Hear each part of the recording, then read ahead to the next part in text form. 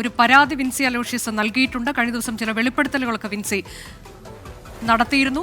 അതിനുശേഷം ഇപ്പോൾ വിൻസി അലോഷ്യസ് ഈ പരാതി നൽകിയതിനു ശേഷം ഇതാദ്യമായി ഒരു മാധ്യമത്തോട് പ്രതികരിക്കുകയാണ്. വിപിൻ സി വിജയൻ വിൻസി അലോഷ്യസിനൊപ്പമുണ്ട്. വിപിൻ, പരാതി നൽകി അതിനുശേഷം ആർക്കെതിരെയാണ് ആരോപണം എന്നുള്ളത് വെളിവായിരുന്നില്ല. പക്ഷെ ഇപ്പോൾ അതിൽ കൃത്യമായി തന്നെ ആരാണ് ആ നടൻ എന്നതിന്റെ പേരടക്കം പുറത്തു വരികയാണ്.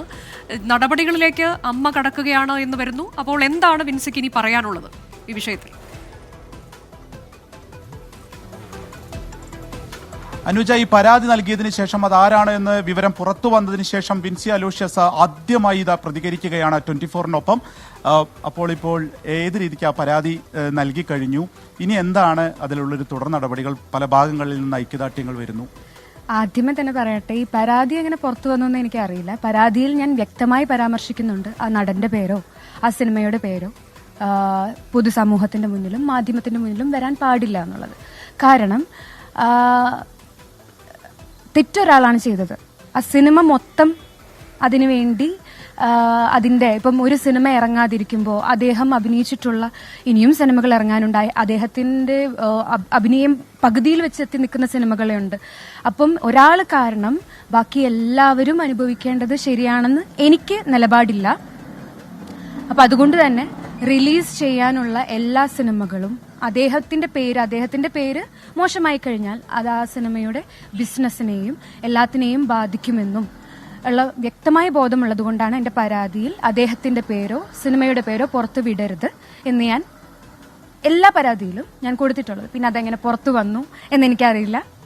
Anyways it happened. എനിവേസ് എനിക്ക് പറയാനുള്ളത്, ഇത് ഇങ്ങനെയൊരു പരാതി ഇങ്ങനെയൊരു പ്രശ്നം വന്നപ്പോൾ തന്നെ ആദ്യമേ ഞാൻ ഒറ്റയ്ക്കാണ് ഇത് പുറം ലോകത്തിനോട് പറഞ്ഞത് എങ്കിൽ പോലും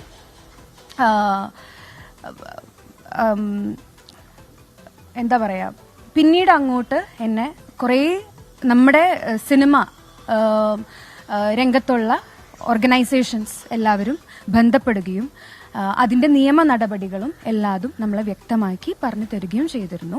ആദ്യമേ തന്നെ ഒരു സിനിമയിൽ IC ഉണ്ടാവണമെന്നു. നമ്മുടെ സിനിമയ്ക്ക് IC ഉണ്ടായിരുന്നു. ഈ സിനിമ സെറ്റിൽ ഇത് സംഭവിക്കുമ്പോൾ സിനിമയുടെ ICയിലെ മെമ്പറായിട്ടുള്ള ഒരു വ്യക്തി എന്നെ വന്ന് ബന്ധപ്പെടുകയും എന്നോട് പരാതിയുണ്ടോ എന്ന് ചോദിച്ചറിയുകയും ചെയ്തിരുന്നു.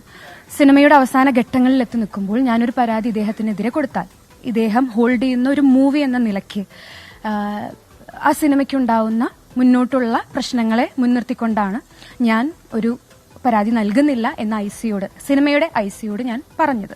അതിനുശേഷവും 3 മാസം വരെ നമുക്ക് പരാതി നൽകാമെന്നുണ്ട്. അതിനുശേഷവും നമ്മൾ പരാതിപ്പെട്ടാലും എഗെയിൻ ഈ സിനിമയുടെ ഭാവി ഒരു യാത്രയാണല്ലോ. ഞാൻ പറഞ്ഞ പോലെ ഒരാൾ ചെയ്തതിന്റെ പേരിൽ എല്ലാവരും അനുഭവിക്കണം എന്ന് എനിക്കില്ല. അതുകൊണ്ട് ഇതിന്റെ പേരിൽ സ്വയം ഒരു തീരുമാനമെടുക്കുകയായിരുന്നു. ലഹരി ചെയ്യുന്ന ആളുകളുമായിട്ട് ഞാൻ സിനിമ ചെയ്യില്ല എന്നും എന്റെ ജീവിതത്തിലും ഇത്തരം സാധനങ്ങൾ ഉണ്ടാവില്ല എന്നുള്ളൊരു സ്വയം തീരുമാനം ഞാൻ എടുക്കുകയായിരുന്നു. ആൻഡ് ഈ ഒരു അനുഭവത്തിന് കൃത്യമായിട്ട് ഈ ഒരു അനുഭവത്തിന്റെ പുറത്ത് എടുക്കുകയായിരുന്നു. പിന്നീടുള്ള പ്രോഗ്രാമിൽ ഇത് നടക്കുകയും പിന്നെയാണ് ഇത് വൈഡർ ഓഡിയൻസിലോട്ട് പോയതും തെറ്റായ വ്യാഖ്യാനങ്ങൾ ഉണ്ടാവുകയും അതിന് ഞാനൊരു ക്ലാരിഫിക്കേഷൻ കൊടുക്കുകയും ചെയ്തത്.